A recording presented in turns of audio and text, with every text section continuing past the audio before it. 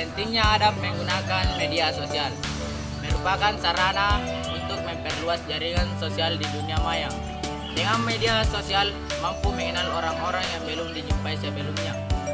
Media sosial merupakan hal yang tidak terpisahkan dari kehidupan modern sebagai muslim, mulai dari Facebook, Twitter, Instagram, WhatsApp, Line, dan seterusnya. Adab menggunakan media sosial. Media sosial adalah sarana yang digunakan oleh orang-orang untuk berinteraksi satu sama lain dengan menciptakan berbagai serta bertukar informasi dan komunikasi virtual. Teman-teman, adapun fungsi dari bermedia sosial yaitu yang pertama tempat menyebarkan ilmu dan kebaikan, yang kedua tempat silaturahmi, yang ketiga sebagai sarana penunjang bisnis yang sedang dibangun, yang keempat sebagai sarana dokumentasi, integrasi, dan strategi, dan yang kelima kesadaran sosial dan tanggung jawab. B. Dasar dalil nuklir. Adab atau akhlak adalah sebuah perhiasan yang dimiliki oleh seseorang bahwa kedudukan adab atau di atas ilmu. Allah Subhanahu wa taala berfirman surah Al-Qalam ayat 4 yang bunyinya Bismillahirrahmanirrahim wa innaka ala khuluqin azim. Artinya sesungguhnya engkau benar-benar berbudi pekerti yang luhur. B. Adab-adab menggunakan media sosial. Komunikasi yang baik bagi umat Islam adalah komunikasi yang sesuai dengan kaidah agama, nilai-nilai yang terkandung dalam Al-Quran dan Sunnah Rasul. 2. Mengucapkan dan membalas salam, yaitu sebagai seorang muslim mengucapkan salam adalah hal yang sunnah yang dilakukan setiap hari dalam beraktivitas, yaitu seperti bertemu dengan sesama muslim atau berbagai aktivitas lainnya. Membalas salam adalah etika umum setiap muslim. 3. Menyebarkan kebaikan dan mencegah keburukan. Menjadikan media sosial sebagai media dakwah adalah dalam rangka melanjutkan tugas kenabian adalah hal yang paling mulia menyuruh manusia berbuat kebaikan dan mencegah mereka dari berbagai kemungkaran adalah kewajiban sebagai muslim.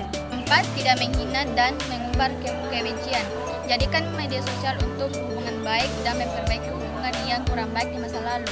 Jangan tertarik dengan postingan yang bersifat kebencian, ghibah, fitnah, dan lain-lain. 5. Berprasangka baik namun tetap waspada. Etika pergaulan dan komunikasi dalam Islam ialah berprasangka baik dan tidak ceroboh hingga terpancing emosi. Yang keenam, selektif dan tambayun. Ajaran Islam menuntut seseorang untuk teliti dalam menentukan berita, serta tidak mudah percaya begitu saja sebelum mengetahui kebenaran. Yang ketujuh, mengutamakan diskusi sebelum debat. Utamakan mengunggah di media sosial untuk berdiskusi serta berbagi kebaikan dan manfaat dengan seksama manusia. Dengan terpancing seseorang, perdebatan yang tidak bermanfaat hanya bisa menghabiskan waktu, tenaga, biaya, dan kota. Lalu ada pula di bagian C, yaitu penerapan nilai positif dalam bermedia sosial. Dalam bermedia sosial ada beberapa hal yang harus kita terapkan agar bernilai positif, yaitu sebagai berikut. Nah, yang pertama itu adalah menjadikan media sosial sebagai ajang bersilaturahmi dan menyebarkan hal-hal kebaikan. Media sosial bukan tempat untuk berbagi kemaksiatan dan mengujarkan kebencian yang menyinggung sara atau suku, agama, ras, dan antar golongan. Lalu yang kedua itu adalah berkomentar yang baik dan bijak, tanpa menyindir, menghasut, atau menyulut orang lain untuk bermusuhan. Lalu yang ketiga itu adalah tidak membuat atau menyebarkan hoaks yang tidak jelas sumber asal-usulnya, apalagi yang berpotensi dapat membuat kepanikan dan perdebatan. Lalu yang keempat itu adalah saling menghormati antar pengguna, menghormati pendapat orang lain, dan menahan diri untuk tidak mengomentari sesuatu meskipun kita mengetahuinya. Lalu yang terakhir itu adalah jangan mengunduh video, gambar, atau tulisan setiap waktu di media sosial.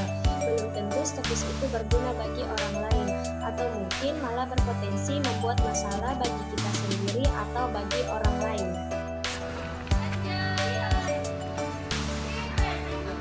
Ada beberapa hal yang menjadi hikmah adab dalam bermedia sosial, dibagi menjadi 3, yaitu 1. terjalin komunikasi yang harmonis dan baik antar sesama pengguna media sosial. Yang kedua, menambah wawasan dan pengetahuan yang jelas. Yang ketiga, mendapatkan kepercayaan orang lain dan memperluas silaturahmi antar pengguna.